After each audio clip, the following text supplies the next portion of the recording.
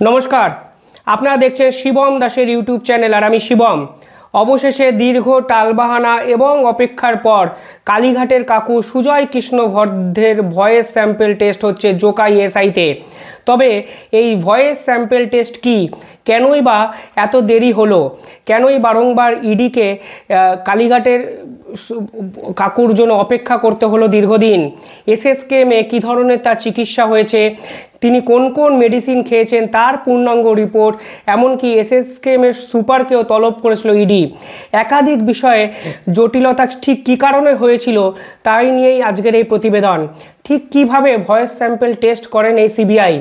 আপনাকে একটু জিনিস মনে করিয়ে দিই, 1984 সালে ভারতবর্ষের বুকে প্রথম সিবিআই এই ভয়েস স্যাম্পল টেস্ট করেছিল, যেটি হয়েছিল কংগ্রেস নেতা জগদীশ টেলারের সামনে বা টেলারকে কেন্দ্র করে, যিনি সিবিআইয়ের সামনে গিয়ে প্রথম ভয়েস স্যাম্পল টেস্ট দিয়েছিলেন শিখ ভাইলেন্ট বা শিখ রাইটকে কেন্দ্র করে যে উত্তেজনা সৃষ্টি হয়েছিল সেটিকে কেন্দ্র করে।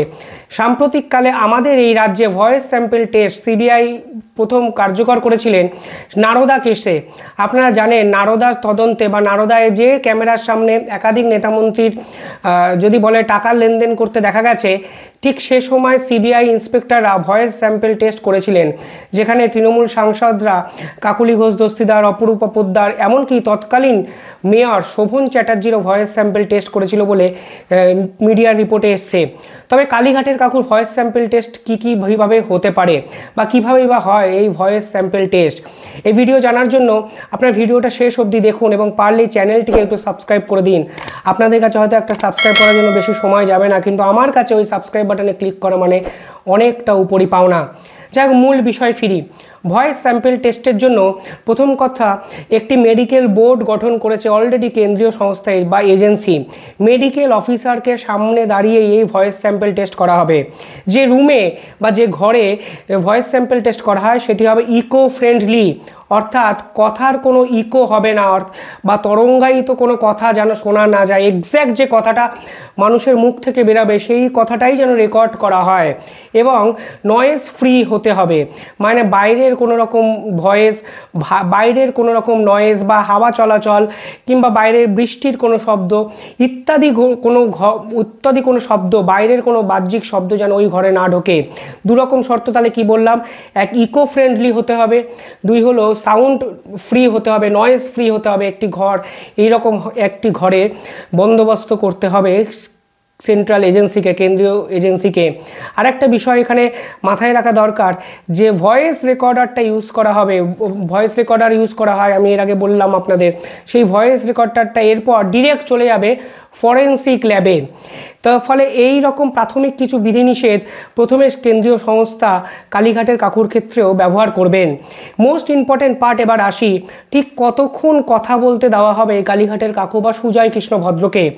আমি একটু এই বিষয়ে বলে দিই, অনেকে হয়তো ভাবেন ভয়েস রেকর্ডার চালিয়ে অনেকটা কথা বলতে হয়, একটা কিছু নির্দিষ্ট স্ক্রিপ্ট লেখা থাকে সেটা দেখে দেখে পড়তে হয়। বিষয়টা সেরকম নয়, একদম অল্প কিছুক্ষণ, অল্প কিছুটা নির্ধারিত সেন্টেন্স বা নির্ধারিত বাক্য সুজয় কৃষ্ণ ভদ্র বা ভয়েস স্যাম্পল টেস্ট যাদের করা হয় তাদেরকে বলতে হয়, এবং ওই পার্টিকুলার কথাটা, ওই বাক্যটা আগে কোনো এভিডেন্স বা সাক্ষী হিসাবে সিবিআইকে স্টোর করে রাখতে হয়।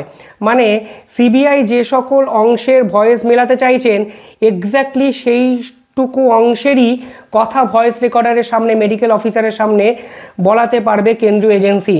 মানে ধরুন যদি কোনো ফোন কল রেকর্ডের অংশ মেলাতে চায় গলাকার, তাহলে পার্টিকুলার ওই এভিডেন্স সে স্টোর করে রাখা অংশটিকেই ভয়েস রেকর্ডার বা ভয়েস রেকর্ডিং মেশিনের সামনে বলাতে হবে কেন্দ্রীয় এজেন্সি সংস্থাকে। অর্থাৎ স্মল পার্ট, খুব ছোট্ট একটা অংশ ভয়েস রেকর্ডিং মেশিনের সামনে বলতে হবে কালীঘাটের কাকুকে, মানে দীর্ঘায়িত কোনো সেন্টেন্স নয়। আরও যদি বিস্তারিত দেখেন সিবিআইয়ের গাইডলাইন অনুযায়ী, আমি বেশ কিছু প্রাক্তন সিবিআই ইন্সপেক্টরের সঙ্গে কথা বলছিলাম, যারা পুলিশে কাজ করেন তাদের সঙ্গে কথা বলছিলাম, তারা জোর দেন বিভিন্ন শব্দ চয়নে। সেখানে পার্টিকুলারলি ইংরাজিতে একটা গাইডলাইন আছে, তারা জোর দেন কনসোনেন্ট এবং ভাওয়েলের উচ্চারণে। ভাওয়েল কোনগুলো? এ ই আই ও ইউ, এই 5টা হলো ইংরাজি ল্যাঙ্গুয়েজে ভাওয়েল এবং বাকি 26টা বর্ণের মধ্যে 21টাই হলো কনসোনেন্ট। যদি বাংলায় বলা হয় ঠিক সেরকম কিছু পার্টিকুলার শব্দ থাকে, সেই শব্দের উচ্চারণের উপর ডিপেন্ড করে ভয়েস স্যাম্পল টেস্টের ঠিক কতটা অ্যাকুরেসি পাবে বা অ্যাকুরেট হবে বা অ্যাকুরেট তথ্য তারা সংগ্রহ করবে সেটা। সেক্ষেত্রে সিবিআই বা কেন্দ্রীয় তদন্তকারী সংস্থায় ওইটুকু অংশ বা ওই শব্দগুলোকে নির্ধারণ করে দেন। কী ভাবে এই ভয়েস স্যাম্পল টেস্টটা হতে পারে? প্রথম কথা হলো, এই অডিও স্পিচটা রেকর্ড করার পর সেটাকে ডিরেক্ট অ্যানালাইজ করা হয়। সেক্ষেত্রে দুভাবে অ্যানালাইসিস করার পদ্ধতি কেন্দ্রীয় এজেন্সি সংস্থা বা এই ভারতের কেন্দ্রীয় এজেন্সি সংস্থা ব্যবহার করেন। কিন্তু কি বিষয়ে প্রাথমিক অ্যানালাইসিস করা হয়? প্রথমে দেখা হয় পিচ, অর্থাৎ আমরা যে শব্দ প্রয়োগ করছি এই শব্দ প্রয়োগের যে ডেসিবেল, এই পিচটা ঠিক কীভাবে আমি শব্দটা প্রয়োগ করছি, কোথায় থামছি কোথায় শুরু করছি। বৈজ্ঞানিকরা বলেন মানুষ এটাকে চেষ্টা করেও বদলাতে পারে না।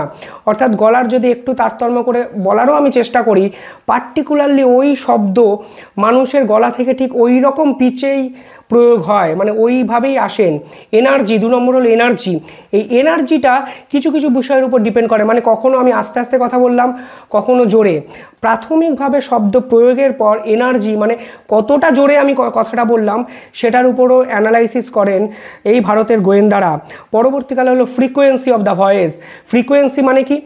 দুটো শব্দের মধ্যে ব্যবধান বা কতটা জোরে আমি কথা বলছি, একটা শব্দ উচ্চারণ করতে ঠিক কতটা সময় লাগছে।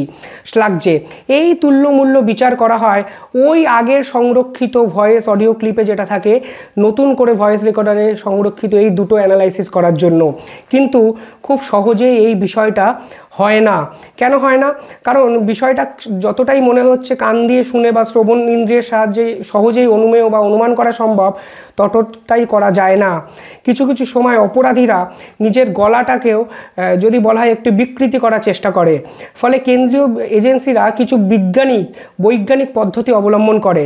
সেই দুটো পদ্ধতি আমি আপনাদের বলছি, যেটা আমাদের দেশের কেন্দ্রীয় এজেন্সিরা করেন।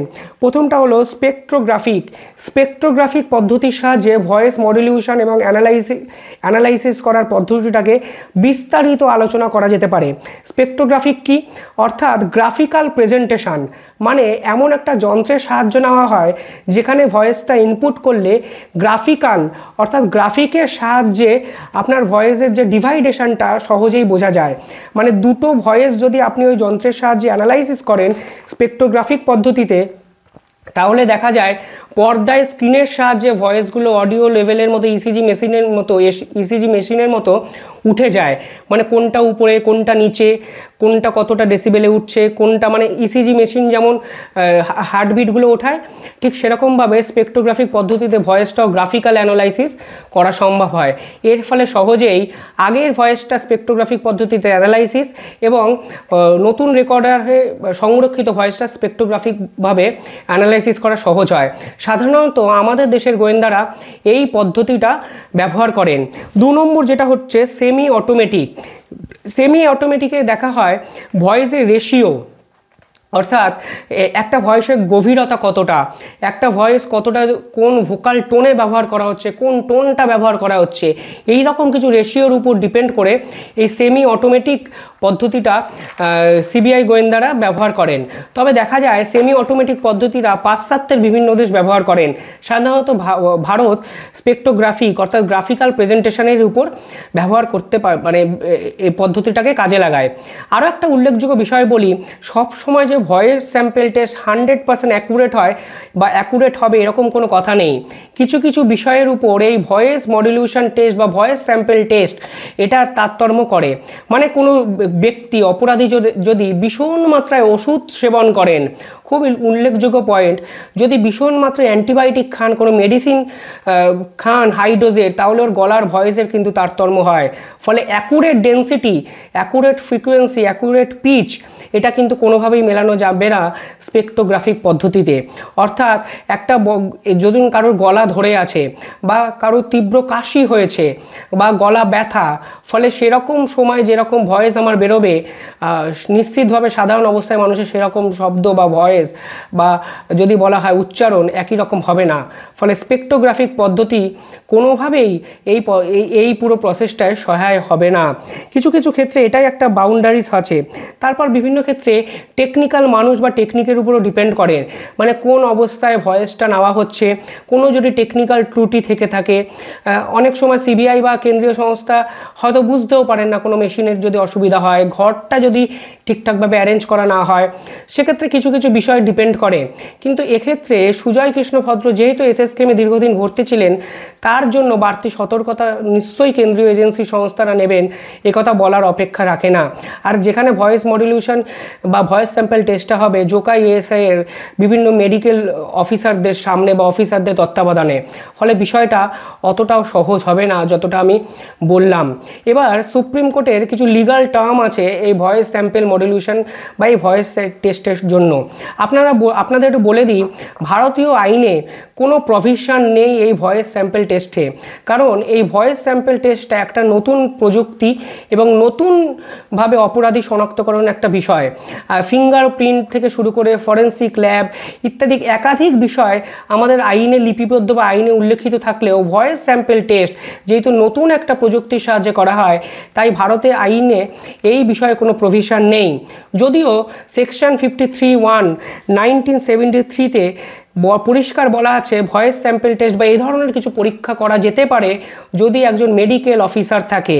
যেহেতু শারীরিক একটা জিনিসকে, শারীরিক একটা বাহ্যিক একটা বস্তুকে কাজে লাগিয়ে এই টেস্ট হবে, ফলে মেডিকেল অফিসারটা ভীষণ মাত্রায় উপস্থিত করতেই হবে। এ ধরনের একটা নির্দেশ ভারতীয় আইনের তরফ থেকে আইন ব্যবস্থার মাধ্যমে দেওয়া হয়েছে। 2013-তে আমি প্রথমে যেটা বলছিলাম, সুপ্রিম কোর্ট কিছু কিছু ক্ষেত্রে দোটানায় পড়েছিলেন। কোনো সময় বলেছিলেন ভয়েস স্যাম্পল টেস্ট কোথাও গিয়ে রাইট টু প্রাইভেসিকে আমাদের খণ্ডন করছে, এটা ফান্ডামেন্টাল রাইটসের বিরুদ্ধে।